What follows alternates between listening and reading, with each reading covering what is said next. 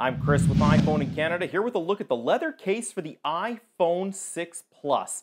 Now this leather case was launched alongside the new Apple phones. This is an Apple brand case, much like in the past couple of years, Apple releasing cases with their new phones. Now last year, of course, they had their leather case for their iPhone 5S. I picked up one of those as well, the leather one.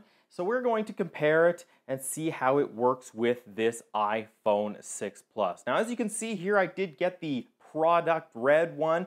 Goes nicely with the white iPhone or the silver iPhone 6 Plus. I like the combination. I call it the O Canada combo. So let's take a closer look and see what we have here with this new leather case from Apple. So one of the first things you'll notice with this new Apple leather case is that the bottom is completely open there. There is a little bit of a lip here to cover the front of the phone to help it stay on, but it is completely open, giving you access, easy access to your headphone jack, and the speakers aren't covered, and of course your lightning connector. So you'll have no problem using any other headphones besides the Apple ones.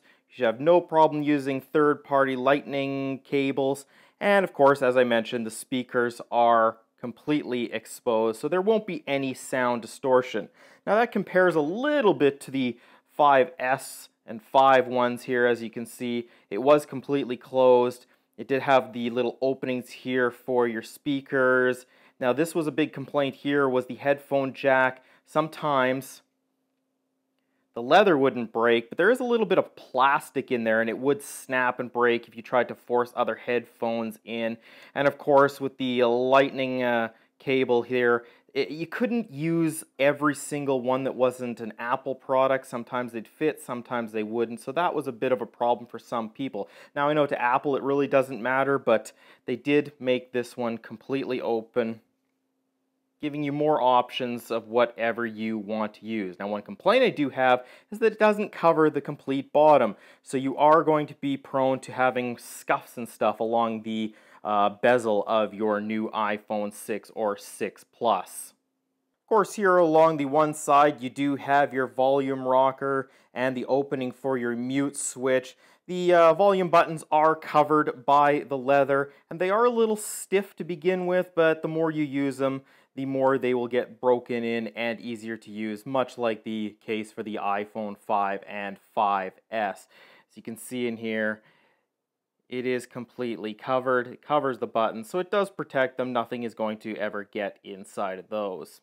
Now on the other side here, we have the power on and off button. This is a change from, of course, it being on the top. And this is to accommodate the bigger phones to make it easier to access the switch. So there it is on the one side, and I'm going to tell you right now, it takes a little bit of getting used to. Even if you're not using a case, it's taking a little bit to get used to having the on-off switch there along the side. I'm so used to reaching for the top. I've been using iPhone since the 3G, so my muscle memory instantly goes to the top, but it is along the side now, and again, it is covered. Along the top, we don't have anything anymore. Along the back here, we do, of course, have the opening for the camera. Now, the camera on the iPhone 6 and 6 Plus does protrude a little bit, so this is going to help protect it. Although it is a fairly durable camera, it shouldn't be a problem if you're not using a case. But if you are concerned, this case does help protect it if it's in your pocket or you drop it and such. Along the inside here, it does say it is natural leather. This is the product red version. It is nice and smooth, so it's going to protect the back of your phone.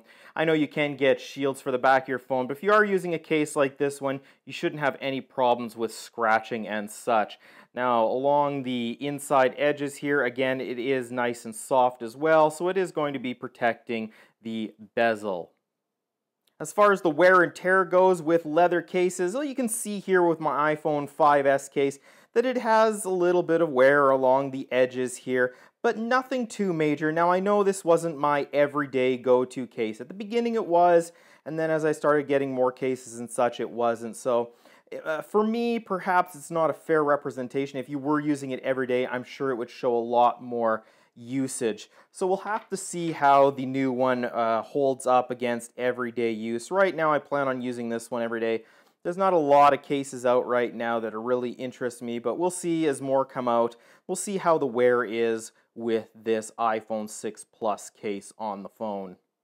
So putting this case on the phone, really simple. All you have to do, slide it in, snap it around the corners. Can be a little bit difficult, but that's good because it's helping keep the phone in there. You're not going to have to worry about it snapping out or falling out or anything. And there you go. There is the leather case on my iPhone 6 Plus. Now I know a bunch of you have been asking me in the comments to my Zag install and on the iPhone in Canada website, just how does it work with the Zag screen shield? As you can see right there, the invisible shield glass screen shield, it only covers the touch screen portion, so there is lots of room, so no case should interfere with that. As you can see, the Apple leather case for the iPhone 6 Plus, nowhere near reaching the screen shield. Now I know to some that may look a little odd, but I'm so used to using these glass screen shields and such that that doesn't even bother me. In everyday use, I hardly even notice it at all. I know some of you may look at it and go, oh, that's really ugly, but I really have no problem with it. And of course, I'll have a more in-depth review of the Zag Invisible Shield glass screen shield coming up, so stay tuned for that. But with the case, looks fine, doesn't cover it all, does not interfere at all, so that's really nice.